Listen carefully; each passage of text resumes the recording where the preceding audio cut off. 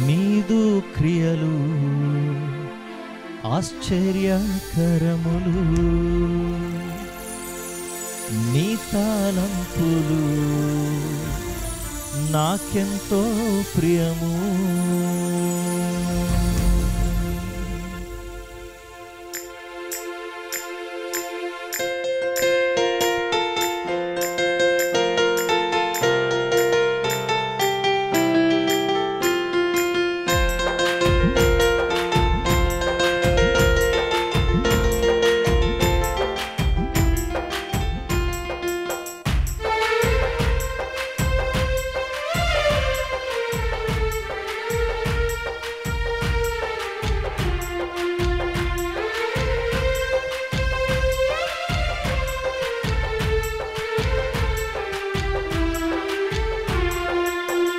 నీదు క్రియలు ఆశ్చర్యకరములు, నీ తలంపులు నాకెంతో ప్రియము. నీదు క్రియలు ఆశ్చర్యకరములు, నీ తలంపులు నాకెంతో ప్రియము. లెక్కించలేమయ్యా అవి లెక్కకు మించినవి, వివరించలేమయ్యా అవి బహు విస్తారము. లెక్కించలేమయ్యా అవి లెక్కకు మించినవి, వివరించలేమయ్యా అవి బహు విస్తారము. నీదు క్రియలు ఆశ్చర్యకరములు, నీ తలంపులు నాకెంతో ప్రియము. నీదు క్రియలు ఆశ్చర్యకరములు, నీ తలంపులు నాకెంతో ప్రియము.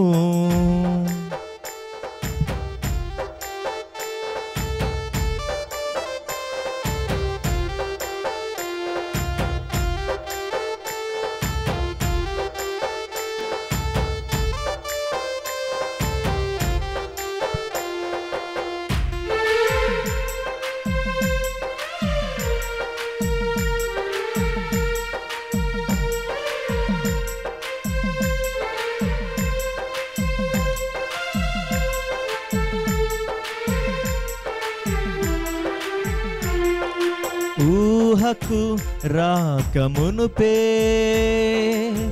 ఎరిగిన యెహోవావు నీవే. ఊహకు రాకమునుపే ఎరిగిన యెహోవావు నీవే. మా ఊహకు మించిన కార్యములు, మా ఊహకు మించిన కార్యములు జరిగించు యెహోవావు నీవే. జరిగించిన యెహోవావు నీవే. జరిగించు యెహోవావు నీవే. జరిగించిన యెహోవావు నీవే. నీదు క్రియలు ఆశ్చర్యకరములు, నీ తలంపులు నాకెంతో ప్రియము. నీదు క్రియలు ఆశ్చర్యకరములు, నీ తలంపులు నాకెంతో ప్రియము.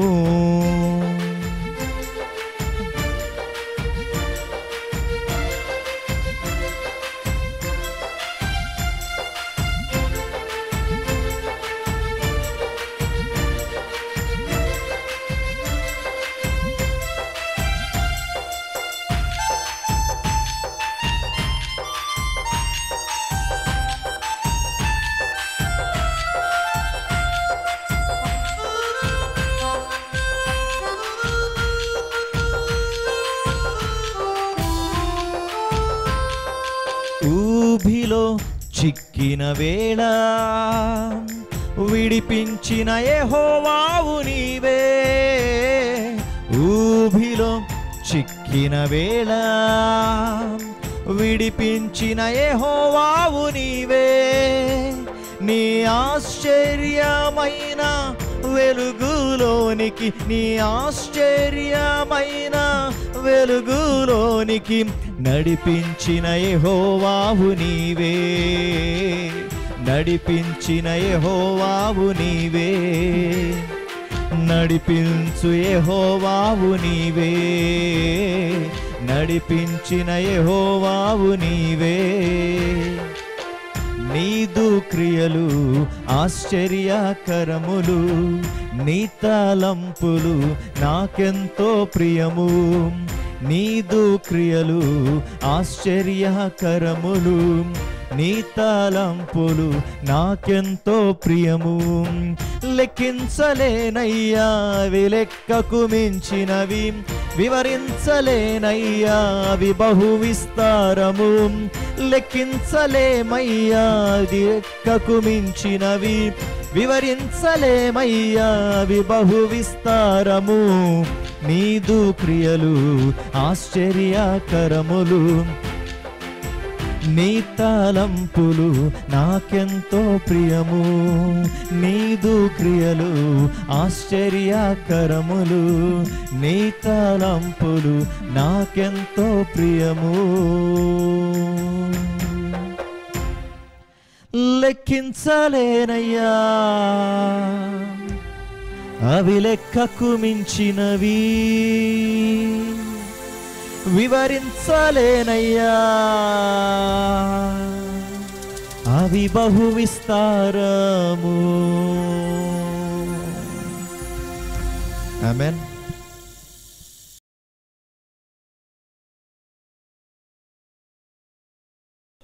యోహాను స్వార్త 19వ అధ్యాయము 21, 22 వచనాలు. నేను యూదుల రాజునని వాడు చెప్పినట్లు వ్రాయుము గాని యూదుల రాజు అని వ్రాయవద్దని యూదుల ప్రధాన యాజకులు ఎవరు చెప్తున్నారు? యూదుల ప్రధాన యాజకులు చెప్తూ ఉన్నారు. ఎవరితో? పిలాతుతో చెప్పారు. అప్పుడు పిలాతు ఏమంటున్నాడు? పిలాతు, నేను వ్రాసినదేదో వ్రాసి తిని నేను. కైప యొక్క జీవితంలో నుండి మనం నేర్చుకుంటూ ఉన్నాం. మనం ఎలా ఉండకూడదు అనే విషయాలు వీరి జీవితాల్లో నుంచి నేర్చుకుంటూ ఉన్నాం. ఈ యొక్క కైప ఇలా మాట్లాడడానికి గల కారణం ఏంటి అని మనం ఆలోచించినట్లయితే, రోమా సామ్రాజ్యంలో ఒక వ్యక్తికి ఏదైనా శిక్ష వేస్తే గనక శిక్ష వేయబడినటువంటి ఆ వ్యక్తి తల మీద, తలకు పైగా తాను చేసినటువంటి నేరము ఏంటో వ్రాసే పద్ధతి ఉంది. ఓకే, సో ఇక్కడ కైప ఏమని కోరుకుంటున్నాడు అని అంటే, వాడు చెప్పినట్లు ఇలా రాయండి అని అంటున్నాడు. వాడు చెప్పినట్లు ఇలా రాయండి అని అంటున్నాడు. సో ఇక్కడ వీరు ప్రాముఖ్యంగా ఏం చేయాలనుకుంటున్నారంటే, యేసులో ఈ తప్పిదం ఉంది అని ప్రజలు తెలుసుకోవాలి అనే దురాలోచన కలిగి, వారు ఆలోచన కలిగి పిలాతుతో మాట్లాడుతున్న విధానాన్ని చూస్తూ ఉన్నాం. రోమీయుల యొక్క పద్ధతి ఏంటి అని అంటే, మళ్ళీ చెప్తున్నాను, ఒక నేరస్తునికి శిక్ష వేసేటప్పుడు తప్పనిసరిగా ఆ నేరస్తుడు చేసినటువంటి నేరం ఏంటి అనేది తప్పనిసరిగా రాసి ఉంటుందన్నమాట. తద్వారా ప్రజలందరూ కూడా చూస్తారు, ఈ వ్యక్తి ఈ నేరం చేస్తే చంపేశారా, ఈ వ్యక్తి నేరం చేశాడు కాబట్టి శిక్షకు పాత్రుడయ్యాడా అనేది సమాజాన్ని అంతటికి తెలిసిపోయేది. సో అలా ఇతరులు యేసులో ఏదో ఒక విధంగా తప్పును పట్టుకోవాలని ఎంతో ప్రయత్నం చేశారు, కానీ ఎక్కడ వారి వల్ల అవ్వలేదు. పిలాతు కూడా ఇతనిలో తప్పు ఏది కూడా చూడలేకపోయాడు కదా, ఇతడు నీతిమంతుడు అని అంటాడు. అయినా సరే వీరి ఆలోచనలు ఎక్కడికి వెళ్ళిపోయినాయి అని అంటే, యేసుని చంపాలి అన్నదాకా వెళ్ళాయి. తర్వాత ఇంకా ఎటువంటిది ఆలోచన చేశారంటే, ఇది కూడా రాయిస్తే బాగుంటుంది అని ఆలోచన చేశారు. అయితే పిలాతు రాయించిన మాట ఏంటి అసలు అనేది చూద్దాం. అప్పుడు వీరెందుకు ఎంతగా స్పందించారో అర్థమవుతుంది. 19వ అధ్యాయము 17వ వచనం నుంచి, వారు యేసుని తీసుకుని పోయి ఆయన తన సిలువ మోసికొని కపాల స్థలమను చోటికి వెళ్ళెను. హెబ్రీ భాషలో గొల్గొతా అని పేరు. అక్కడ ఈ వైపున ఒకరిని, ఆ వైపున ఒకరిని, మధ్యను యేసును ఉంచి ఆయనతో కూడా ఇద్దరిని సిలువ వేసినాడు. 19వ వచనం ప్రాముఖ్యమైనటువంటి వచనం. మరియు పిలాతు యూదుల రాజైన నజరేయుడగు యేసు అను రాయించి సిలువ మీద పెట్టించెను. దేవునికి స్తోత్రం కలుగును గాక. హల్లెలూయా. 21వ వచనం చూస్తే పిలాతు అంటాడు కదా, నేను రాసినదేదో రాసితిని అని అంటూ ఉన్నాడు. ప్రధాన యాజకులు యేసుని మెస్సయాగా గుర్తించలేదు, కానీ పిలాతు ఒక సత్యాన్ని అయితే లిఖింపజేశాడు. మీ అందరికీ కూడా బాగా తెలిసినటువంటిదే. ప్రతి ఒక్కరూ కూడా ఈ పోస్టర్ను చూసే ఉంటారు. యేసుక్రీస్తు శిలువ మీద వేలాడినటువంటి పోస్టర్స్, ఒక వ్యక్తి శిలువ మీద వేలాడిన పోస్టర్స్ని చూసే ఉంటారు కదా. చాలా పోస్టర్స్లో మనకి కనిపించేది ఏంటి అని అంటే, అక్కడ ఒక గీత ఇక్కడ ఒక గీత పెట్టి అక్కడ ఒక రక్త బొట్టు ఇక్కడ ఒక రక్త బొట్టు వచ్చినట్లు మాత్రమే ఇమేజెస్ చాలాసార్లు చూస్తూ ఉంటాం. ఈ ఇమేజ్లో చూడండి, అసలు ఒక గాయమైనా కనిపిస్తుందా? యేసుక్రీస్తు యొక్క శిలువ శ్రమలను గూర్చి బైబిల్లో చాలా స్పష్టంగా వ్రాయబడింది. వాటన్నింటినీ గనక క్రోడీకరించి ఆ లేఖనాలన్నీ చదివితే అలా అన్నా అయి ఉంటుంది యేసు దేహం. 1-39 కొరడా దెబ్బలు కదా. రోమియోలు వాడినటువంటి కొరడా ఎలా ఉంటాయి అంటే, ఒక బంచ్కి ఒక 20-30 థ్రెడ్స్ ఉంటాయి. ఒక్కొక్క థ్రెడ్కి శరీరాన్ని చీల్చేటటువంటి ఏదో ఒకటి దానికి చివరన తగిలించేవాళ్ళు అనమాట. గాజు పెంకో లేకపోతే ఇనుమో, ఓకే, ఇలా రకరకాలైనటువంటి శరీరాన్ని చీల్చేటటువంటిది ఏదో ఒక పరికరాన్ని అక్కడ తగిలించేవాళ్ళు. అంత దారుణమైనటువంటి రీతిలో రోమియోలు ఒక నేరస్తుని హింసించేవారు. ఓకే, అటువంటి దారుణమైన రీతిలో. మరి రోమా సైన్యంలో ఉన్న అందరూ కూడా ఈ పని చేయడానికి నియమించేవారు కాదు. ఆ పని చేయాలి అని అంటే కనుక దానికంటూ ఒక ప్రత్యేకమైన శిక్షణ ఇచ్చేవారు అనమాట. వారు మాత్రమే అందులో పాల్గొనేవాళ్ళు. ఇక కనికరము, దయ వంటివి ఏమి ఉండవు వాళ్ళకి.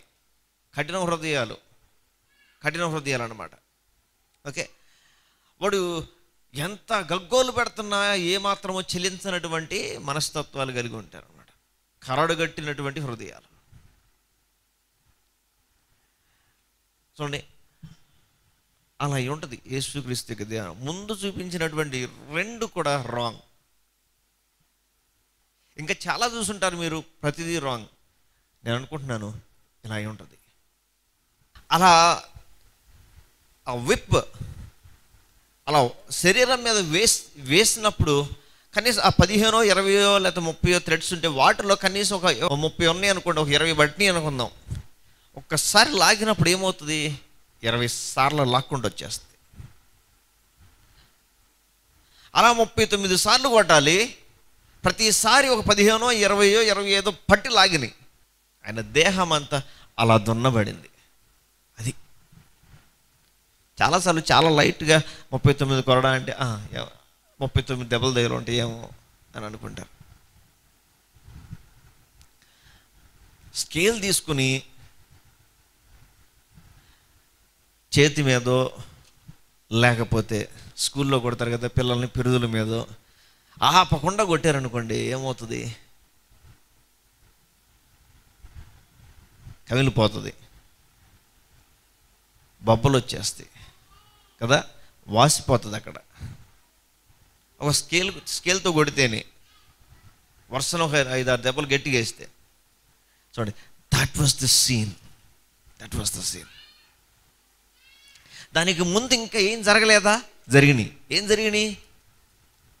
రెల్లుతో కొట్టిరి, పిడుగుద్దులు గుద్దిరి, ఉమ్మి వేసిరి,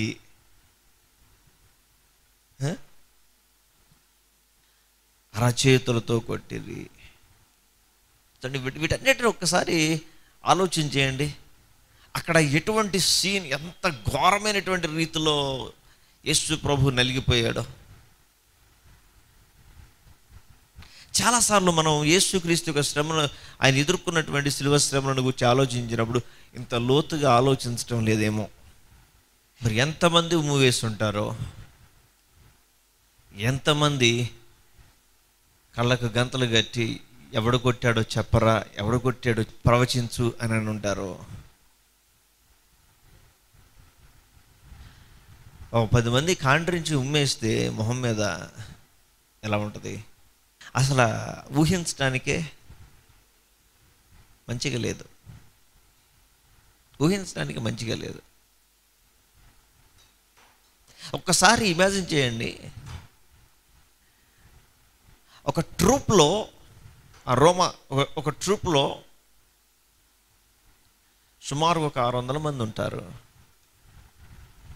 వీళ్ళల్లో జస్ట్ మినిమం అనుకుందాం ఒక 100 మంది ఉమ్మేసి ఉంటారు అనుకుందాం. Just think how this scene. ఉమ్ము వాసన బాగుంటుందా? ఒకసారి చేతినట్ట అలా నాకి 2 నిమిషాల్లో వాసన చూడండి, చాలా దారుణంగా ఉంటుంది కదా. ఉమ్మి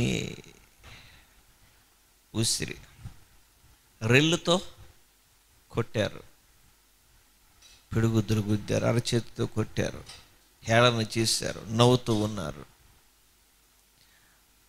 ఒకటి తక్కువ 40 దెబ్బలు కొట్టారు. అక్కడ తాగిందా? అయిందా? లేదు. ఏం చేశారు? సిలువను మోయించారు. ఎక్కడి వరకు?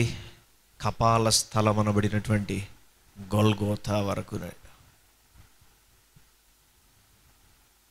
కానీ ఆయన ఏం చేశాడు? ప్రభువైన యేసుక్రీస్తు నీ కొరకు నా కొరకు ఏం చేశాడు? అలా దున్నబడిన సిలువను మోయటానికి హెజిటేట్ చేయలేదు. ఆయన ఈ లోకానికి వచ్చిన మిషన్ ఏంటి అని అంటే, మనందరినీ రక్షించడానికి తన ప్రాణమును తనకు తానుగా పెట్టడానికి వచ్చాడు. బలవంతముగా ఎవడు తీసుకోలేదు ఆయన ప్రాణాన్ని. మనల్ని రక్షించడానికి, తన పరిశుద్ధ రక్తాన్ని చిందించడానికి ప్రభువైన యేసుక్రీస్తు ఈ లోకానికి వచ్చాడు. ఆయన సిలువను మోసుకుంటూ వెళ్ళాడు. అక్కడ అయిపోయిందా? మేకులు కొట్టబడ్డాయి. చూడండి, ఆ కాళ్ళ పొజిషన్ చూసారా? రోమా స్టైల్ అది. ఎట్లా అంటే అలా 2 చేతులు చాపి ఉన్నప్పుడు బ్యాలెన్స్ ఉంటుందా? ఇంకా 2 చేతులు చాపి ఉన్నాయి, పైన కొట్టి ఉన్నాయి, లేకపోతే కట్టేసి ఉన్నాయి. ఓకే, ఇప్పుడు బ్యాలెన్స్ అంతా ఎక్కడ ఉంటుంది? కిందకు వస్తుంది. ఓకే, ఒకవేళ ఆ వ్యక్తి కొద్దిగా గాలి పీల్చుకోవాలి అని కొద్దిగా పైకి వెళ్ళాలి అని అంటే కనుక కాళ్ళు 2 తన్ని పెట్టి పైకి వెళ్ళాలి. కాళ్ళల్లో కొట్టినటువంటి మేకు ఇంకా గాయం చేస్తుంది.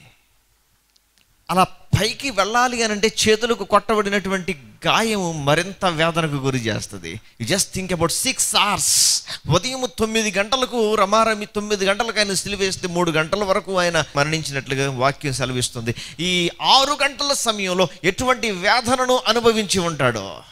ఇది సింపుల్ అయినటువంటి పని కాదు. ఎవడు చేయలేనటువంటి త్యాగము పని యేసు ప్రభు చేశాడు. చేతులలో మేకులు, కాళ్ళలో మేకులు కొట్టబడ్డాయి, దేహమంతా దున్నబడింది. మనం చూచేటటువంటి క్రాస్ ఏదైతే ఉంటే చర్చెస్లో పెట్టే క్రాస్ అంత నునుపుగా కూడా చేయరు, అలా ఉంటుంది. దట్స్ హౌ ప్రభువైన యేసుక్రీస్తు అటువంటి స్థితిలో నుంచి వెళ్ళారు. నిన్ను నన్ను రక్షించడానికి, విమోచించడానికి ఆయన చేసినటువంటి త్యాగము వర్ణించలేనిది, ఊహకు అందనిది. అది కలములతో రాయటానికి మన ఊహకు మించినదై ఉంది. రాయలేము, వర్ణించలేము ఆ ప్రేమను.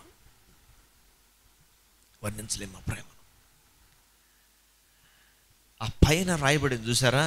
దాని గురించి మనం చదివినటువంటి లేఖనం ఏమని రాయబడిందంట? 19:19 ఏమని రాయబడింది? యూదుల రాజైన నజరేయుడగు యేసు అని వ్రాయబడింది. ఎన్ని భాషల్లో? హెబ్రీ, గ్రీకు, రోమా భాషలలో వ్రాయబడింది. 3 భాషల్లో రాయబడింది ఆ మాటలు. లాటిన్ భాషలో జేకి బదులుగా ఐని వాడేవాళ్ళు.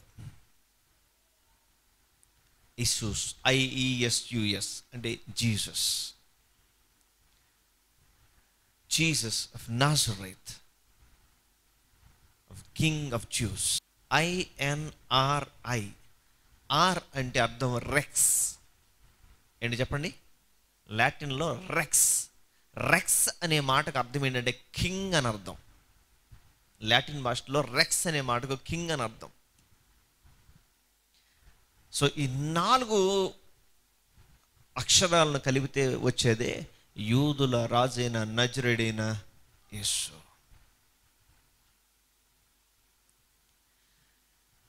కానీ వీడేం కోరుకుంటున్నారు? పిలాతుని ఏమడుగుతున్నాడు? అలా రాయొద్దు, ఇలా రాయండి అని చెప్తూ ఉన్నాడు కదా. యూదుల రాజనని వాడు చెప్పినట్లు రాయము అని అన్నారు. ఎందుకు? నేరస్తుని యొక్క నేరం రాయటం అనేది రోమా సామ్రాజ్యంలో ఒక భాగం కాబట్టి, మీరు ఎటు అనుమతించారుగా కాబట్టి ఈ మాట రాయండి. కానీ పరిశుద్ధాత్మ దేవుడు పిలాతు ద్వారా వాస్తవాన్ని రాయించాడు. దేవునికి స్తోత్రం కలుగును గాక. హల్లెలూయా. 22వ వచనం అంటున్నాడు పిలాతు, నేను వ్రాసినది ఏదో వ్రాసితిని అనేను. ప్రియమైనటువంటి దేవుని బిడ్డలారా, సత్యం ఒకవేళ మనం మరుగు చేయడానికి ప్రయత్నించిన దేవుడు ఆ సత్యాన్ని ఎవరో ఒకరి ద్వారా దాన్ని బయలుపరిచే దేవుడై ఉన్నాడు. ఆమేన్. అపోస్తల కార్యముల గ్రంథము 4వ అధ్యాయము 5, 6, 7 వచనాలు. మరునాడు వారి అధికారులను పెద్దలను శాస్త్రులను యెరూషలేములో కూడుకొనిరి. ప్రధాన యాజకుడైన అన్నయు కయపయు యోహానును అలెగ్జాంద్రును ప్రధాన యాజకుని బంధువులందరూ వారితో కూడా ఉండిరి. వారు పేతురును యోహానును మధ్యన నిలవబెట్టి, మీరు ఏ బలము చేత ఏ నామమును బట్టి దీన్ని చేసితిరి అని అడుగగా, అక్కడ నుంచి పేతురు వీరిని ఎండగట్టడం మొదలు పెడతాడు. ధైర్యంగా పరిశుద్ధాత్మతో నింపబడిన వ్యక్తిగా, ప్రభువైన యేసు క్రీస్తును సిలువ వేసింది మీరే అని ధైర్యంగా మాట్లాడతాడు. ఇక్కడ ఈ ప్రధాన యాజకుడైన అన్న, కయప, ఇంకొక ఆయన పేరు యోహాను, ఇంకొక ఆయన పేరు అలెగ్జాంద్రు. ఓకే, వీరందరూ వారితో కూడా వారి యొక్క బంధువులు వీరందరూ కలిసి వీరిని బెదిరించడానికి బెదిరిస్తున్నారు. ఓకే, బెదిరింపు ధోరణిని చూస్తూ ఉన్నాం ఇక్కడ. అయితే యూదుల్లో మరి వీళ్ళు పెద్దోళ్ళు కదా, యూదులలో పెద్దోళ్ళు. కానీ ఒక పెద్ద మనిషి మాట్లాడుతుంటే ఎలా అయినా ఎంతో కొంత బెరుకు అనేది ఉంటుంది. కానీ పేతురులో ఏ బెరుకు, ఏ భయము కనిపించటం లేదు. దానికి గల కారణం అపోస్తల కార్యముల గ్రంథం 1వ అధ్యాయము 8వ వచనంలో ప్రభు ఇచ్చినటువంటి వాగ్దానం. ఆ వాగ్దాన నెరవేర్పు, ఆ వాగ్దానము వారి జీవితాలలో ధైర్యముగా ప్రకటించేటట్లుగా చేసింది. ఆమేన్. హల్లెలూయా. అయినను పరిశుద్ధాత్మ మీ మీదకు వచ్చినప్పుడు మీరు శక్తి నందుదురు గనుక మీరు యెరూషలేములోను యూదయ సమరయ దేశములందంతటా బోధిగంతముల వరకును నాకు సాక్షులయ్యుందురని వారితో చెప్పెను. పరిశుద్ధాత్మ మీ మీదకు వచ్చినప్పుడు మీరు ఏమవుతారు? శక్తి నొందెదరు. పరిశుద్ధాత్మ దేవుడు వారికి అనుగ్రహించినటువంటి శక్తి ఏంటంటే ధైర్యము. ఆ ధైర్యముతో పేతురు ప్రధాన యాజకులు అని లెక్క చేయడం లేదు, కానీ వాస్తవాన్ని మాట్లాడడానికి నిలవబడ్డాడు. దేవునికి స్తోత్రం కలుగును గాక. హల్లెలూయా. ప్రియమైన దేవుని బిడ్డలారా, దేవుని యొక్క ఆత్మచేత నువ్వు ఎప్పుడైతే నింపబడి ఉంటావో, పరిశుద్ధాత్మ అనుభవాన్ని నువ్వు ఎప్పుడైతే కలిగి ఉంటావో, నువ్వు ధైర్యముగా సత్యమును మాట్లాడగలుగుతావు. ధైర్యంగా దేవుని మాటను ప్రకటించగలుగుతావు. ఆత్మీయ సంగతులను బోధించగలుగుతావు.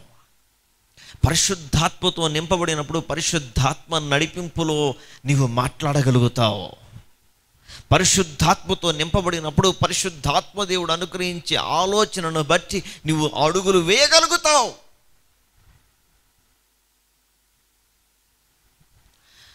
పౌలు కూడా ఏమనుకుంటాడంటే నేను బితూనియాకి వెళ్ళాలి అని అనుకుంటాడు, అయితే మరొక స్థలానికి వెళ్ళాలనుకుంటాడు. కానీ పరిశుద్ధాత్మ దేవుడు చాలా స్పష్టంగా తెలియచేశాడు పౌలు ఎక్కడికి వెళ్ళాలో. అవునా? పరిశుద్ధాత్మ నడిపింపు ఉన్నప్పుడే, పరిశుద్ధాత్మ నింపుదల కలిగి ఉన్నప్పుడు మాత్రమే మనం అటువంటి నడిపింపును మన జీవితాలలో చూడగలుగుతాము. అపోస్తలుల కార్యాల గ్రంథం 16వ అధ్యాయం 6వ వచనం. ఆసియాలో వాక్యము చెప్పకూడదని పరిశుద్ధాత్మ వారిని ఆటంకపరిచినందున వారు పృగియ గలతీయ ప్రదేశముల ద్వారా వెళ్ళిరి. ముసియా దగ్గరకు వచ్చి బితూనియాకు వెళ్ళుటకు ప్రయత్నం చేసిరి, కానీ యేసు యొక్క ఆత్మ వారిని వెళ్ళనీయలేదు. అంతటా వారు ముసియాకు దాటిపోయి త్రోయాకు వచ్చిరి. అప్పుడు మాసిదోనియా దేశస్థుడు ఒకడు నిలిచి, నీవు మాసిదోనియాకు వచ్చి మాకు సహాయం చేయమని తనకు వేడుకొనుచున్నట్లు రాత్రి వేళ పౌలుకు దర్శనము కలిగాను. ఆ దర్శనమును బట్టి పౌలు అడుగులు వేశాడు. ప్రియమైన దేవుని బిడ్డలారా గమనించండి, పరిశుద్ధాత్మతో నింపబడినప్పుడు ధైర్యంగా మాట్లాడగలుగుతాం, సత్యాన్ని మాట్లాడగలుగుతాం. పరిశుద్ధాత్మతో నింపబడినప్పుడు మన యొక్క మార్గమును పరిశుద్ధాత్మ దేవుడు డైరెక్ట్ చేస్తాడు. పౌలుకున్న ఆలోచనలు వేరు, కానీ పరిశుద్ధాత్మ దేవునికున్న ఆలోచనలు వేరు. పౌలుకున్న ఆలోచన ప్రకారం అడుగులు వేస్తే ఒకవేళ 5% రిజల్ట్ చూసేవాడేమో, కానీ పరిశుద్ధాత్మ దేవునికి ఆలోచన ప్రకారం అడుగులు వేశాడు కాబట్టే మాసిదోనియాలో సంఘము స్థాపించబడింది, మాసిదోనియాలో కార్యాలు జరిగాయి. దేవునికి స్తోత్రం కలుగును గాక. హల్లెలూయా. చూస్తున్నారా, ఈరోజు మన జీవితాలలో అటువంటి అనుభవాన్ని కలిగి ఉంటున్నామా? పరిశుద్ధాత్మ నింపుదల కలిగిన అనుభవాన్ని. ఒకవేళ ఇంకా పరిశుద్ధాత్మ నింపుదలగా కలిగిన అనుభవం నువ్వు లేకపోయినట్లయితే కనిపెట్టి ప్రార్థించి ప్రభువుని అడుగు. ఆశ కలిగిన ప్రాణాన్ని తృప్తిపరుస్తాడు. ప్రభువా, ఆనాడు మొదటి శతాబ్దంలో ఇంచుమించు 120 మంది మేడగది మీద ఎదురు చూచినప్పుడు నీ ఆత్మను వారి మీద విడుదల చేశావు. అక్కడతోనే ఆపలేదుగా, నువ్వు అక్కడతోనే ఆపలేదుగా. అపోస్తలులు చేతులుంచినప్పుడు కూడా పరిశుద్ధాత్మతో నింపబడిన సందర్భాన్ని చూస్తున్నాం. పేతురు వాక్యం చెప్తూ ఉన్నప్పుడే, వింటున్నప్పుడే పరిశుద్ధాత్మతో నింపబడిన సందర్భం ఉన్నాయి. ఇలా అనేక మంది పరిశుద్ధాత్మతో నింపబడినటువంటి సందర్భాలు. పౌలు కూడా పరిశుద్ధాత్మతో నింపబడిన వాడే, అన్య భాషలతో మాట్లాడిన వాడే. మీకంటే నేను ఎక్కువ మాట్లాడతానంటాడు. ప్రభువా, నా జీవితాలలో కూడా అటువంటి అనుభవం కావాలి అని తృష్ణ కలిగి ఉండాలి. రాసుకోండి, ఒక మాట చెప్తాను. అజూజా స్ట్రీట్. మీరు గూగుల్లో సెర్చ్ చేయొచ్చు. అజూజా స్ట్రీట్లో జరిగిన గొప్ప ఉజ్జీవం అమెరికా దేశాన్ని ఉజ్జీవములోనికి నడిపించింది. అసలు అమెరికా దేశానికి అంత గొప్ప ఉజ్జీవము రావటం కారణం ఏంటో తెలుసా? అజూజా స్ట్రీట్లో ప్రార్థించినటువంటి ఒక 2 వ్యక్తులు. వారు రిజెక్ట్ చేయబడ్డారు బైబిల్ కాలేజీలో, కానీ ఒకరు ఆశ్రయం ఇస్తే ఆ మేడగది మీద ప్రార్థన చేస్తుంటే దేవుని ఆత్మతో నింపబడ్డారు. అది చూచిన ఓనర్ గారు, మీరు ఎక్కడే ఉండండి, ఇక్కడ వాక్యం చెప్పండి అని అంటే అక్కడ వాక్యం చెప్తే పరిశుద్ధాత్మదేవుడు అనేకులను దర్శించాడు. గొప్ప ఉద్యమం, కొన్ని సంవత్సరాల పాటు ఆ